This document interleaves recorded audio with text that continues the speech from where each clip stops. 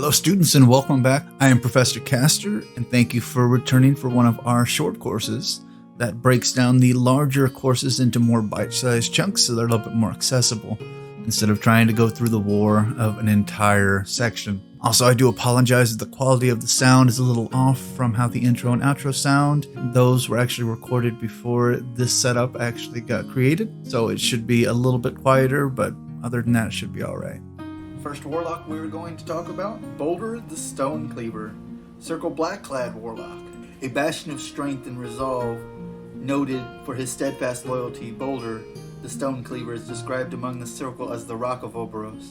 Some jest he has spent too long communing with the mountains, for he is a calm and serene presence among the more passionate peers.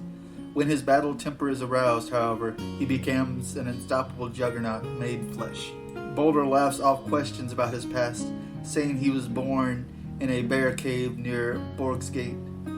But there is undeniable Cardic flavors in his features and frame. He moves with deceptive ease as strength flows into him from the earth.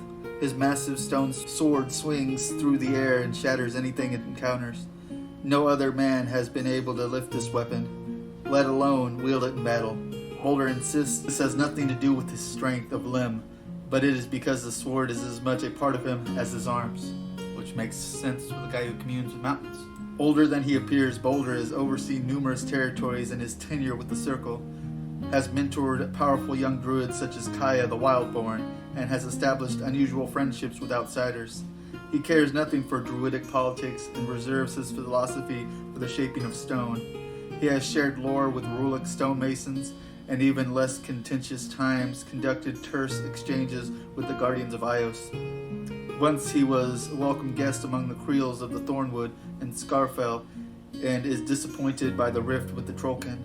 But even so, he will not shirk off his duties when called to do battle with them. His logical and insightful appeals gives him his powerful voice among the ranks of the Circle. His promotion to Potent continues a gradual rise through the ranks, and he has been entrusted with the deeper mysteries of the druidic lore. The Stonecleaver is a paragon of earth-shaping path of druidic magic. He deeply understands stone, earth, and the forest. He has mastered the shaping of wolds and their ilk, and he can infuse primal powers into stone runes. His thick fingers possess the skills and artistry of a sculptor, but his masterpiece brings to life and stride onto the battlefield to tear walls and beast asunder. Baldur's magic enlivens forests and even the most blighted places, and he uses the trees to cross enormous distances and pulverize the enemies of the Circle of Orboros. Everlight's menace has weighed heavily on Baldur's mind, and the dragon's unnatural blight warps all it touches, leaving scars that will never heal. Baldur has spent considerable time patrolling the wilds where the Legion have passed, smashing it forward elements whenever and wherever he can. Despite all these dire omens, however, Baldur somehow remains optimistic about the future, a beacon of energy and vitality who insists no defeat is final until all will is lost. On my few engagements with Baldur, at least, this version of him when he was a little bit younger, I was always curious why every time he hit something with that freaking stone sword, it always seemed to get heavier and way freaking slower.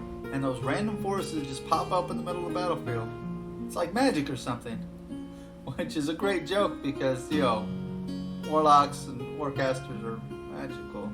Although, looking at him, actually, that explains why I kind of sensed he was Kadoran a little bit, but definitely not raised as a warcaster. I.e., the stone giants he runs around with. Alrighty, students. Well, that does it for this short course. And as always, thank you, Privateer Press, for letting us read your fantastic lore. And as always, your homework is going to be, please like, subscribe, comment, let me know how I'm doing, and share it with your friends and fellow gamers alike so we can increase the class size. And as always, class dismissed.